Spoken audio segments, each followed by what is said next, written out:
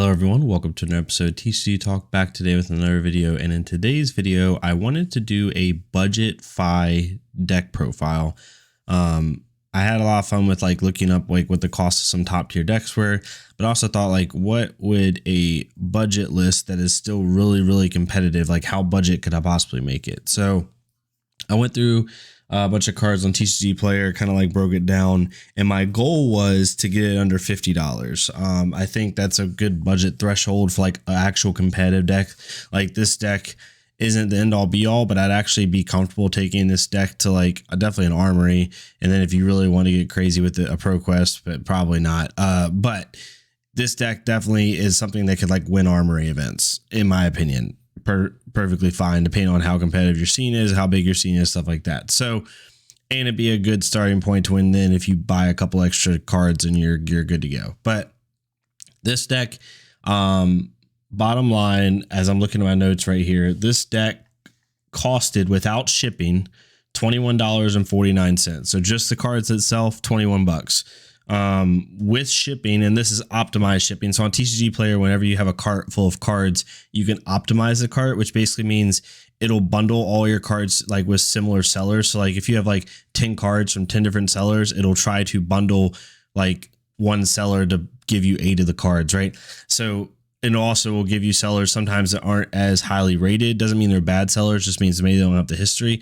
So with an optimized cart, including shipping, it equaled to $27.94. And then an unoptimized card, which means you just buy it random, but they're also the lowest price, was around $65. But you wouldn't want to do it that way just because you're going to be paying for shipping on 20 different people, and that's just not good. So basically, you're looking at a $30 deck for the most part of it. So we'll get right into it. The deck's pretty simple. It's a Kodachi Fi list. You could do Syrian Ember Blade with this list. So if you want to swap it out and do Ember Blade, totally fine. It really doesn't change the purpose of the deck. Ninja is very difficult because Mask of Momentum is a card and it's a card that you want to have, but Mask of Momentum is $110. Not everybody has the price point for that. Luckily, this is a classic constructed list, so we're allowed to play Mask of the Pouncing Lynx, which is only $5. So this is a Mask of the Pouncing Lynx Kodachi build. Basically, the whole purpose of this build is to get as many chain links off as possible, be able to pop Mask of Pouncing Lynx on a really wide turn, go get Salt the Wound, and then come in with Salt for 8 or 9, hopefully. So, basically, the reds equal to $7.24. So for reds, we have Blaze Headlong, Brand with Cinderclaw, really good. We have the full Brand with Cinderclaw line, so we can give our Kodachis Draconic Links, Double Strike, Flame Call Awakening to go get our Phoenix Flames, Lava Burst, just a really good finisher, Mounting Anger, 3 Phoenix Flames. We got 2 Cheeky Razor Reflexes in here, 3 Rise from the Ashes, Rising Resentment, Ronin Renegade, Snatch, Soaring Strike, and Take the Tempo. So the core of the deck, right, is to use stuff like Brand with Cinderclaw, Double Strike, Flame Call Awakening. This isn't a starter really. So Brand with Cinderclaw, Double Strike, Mounting Anger, even Rise from the Ashes is technically a starter in a way because it's +3 and it turns on Flame Call Awakening and stuff. Rising Resentment, Ronin Renegade. That's the core meat of your deck to where you want to start with. And then you use cards on your finishers like Lava Burst, Take the Tempo down here. And then you also have Salt the Wound. So Soaring Strike's really good to give cards like Take the Tempo and even Salt the Wound go again. It'll give cards like Lava Burst go again. Different really good stuff. We have 2 and Snatch go again. We have 2 Snatches in here just to force a little bit more interaction with our opponent, and so on and so forth. So 60 card core, pretty standard list right here overall, and honestly, it's pretty solid. It's really consistent. It's a similar list than what you'll see some people run anyway with the combo decks. The biggest thing in this list is there's no Art of War, which does hurt the list a lot. It really does. But there's no way around it. It's a budget build. Some people don't have the money to buy Art of War. Some people don't have the money to buy Mask of Momentum. So if you don't, this list might be better for you. There is no replacement for Art of War. The best you could do is go with the card Uprising. And if you wanted to, you honestly could replace these 2 Razor Reflexes with Uprising. The Razor Reflexes, as I'm looking at my notes here, because there's a lot of cards, a lot of prices, 2 Razor Reflexes came out to 57 cents. And if you get Uprising on TCG Player, the time I'm looking at this very moment, it's 54 cents a piece. So 2 of them would be $1.08.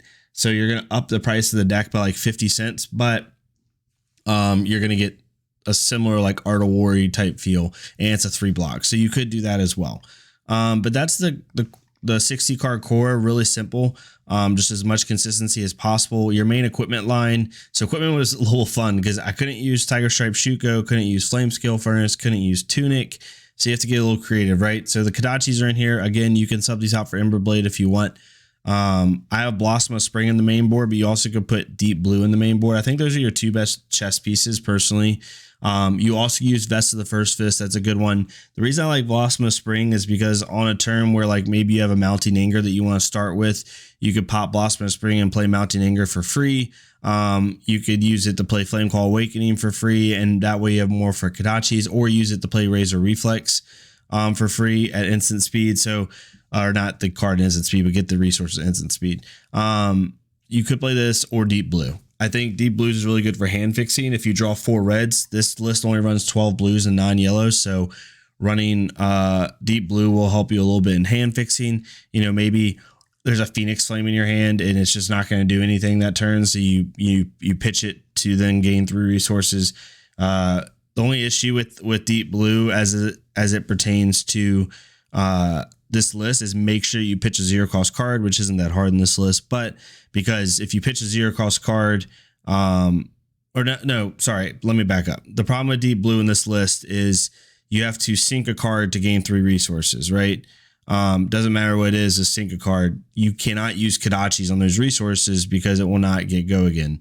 That's where Syrian Ember Blade might be better, because then you can play a card, still have 3 resources floating, play Syrian Ember Blade. It has go again because of the Draconic Links. Definitely something you could do. So either one would work. Mask Pouncing Links, pretty obvious there. Only about a $5 card. Honestly, it was the most expensive card in the list, I'm pretty sure. Yeah, it was. The second most expensive card was Double Strike, I think. So yeah, really, or Sink Below actually, I think was the second most expensive card on the list. No, Double Strike was. But at $5, it's like literally 1/5 of the price of your list. But it's really essential for this deck, or else you're just going to run something like Hope Merchant's Hood. Then Snapdragon Scalers. And then the sideboard, I actually was able to do a pretty decent sideboard. I was able to put the Belittle package in there for Icelander and an Energy Potion for Icelander, since she's so prominent right now. Maybe even Oldheim as well you could put in there. 3 Sink Belows for the Guardian matchup. Deep Blue obviously is in there just as an option.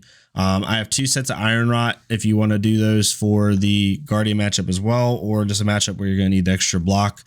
And then 3 pieces of Null Rune, or 2 pieces of Null Rune and Tide Flippers for like the Wizard matchup. So really kind of flexible here. But yeah, overall the list did pretty well. $27.94 for an optimized cart. I mean, you're paying $27 and you have a pretty solid list here.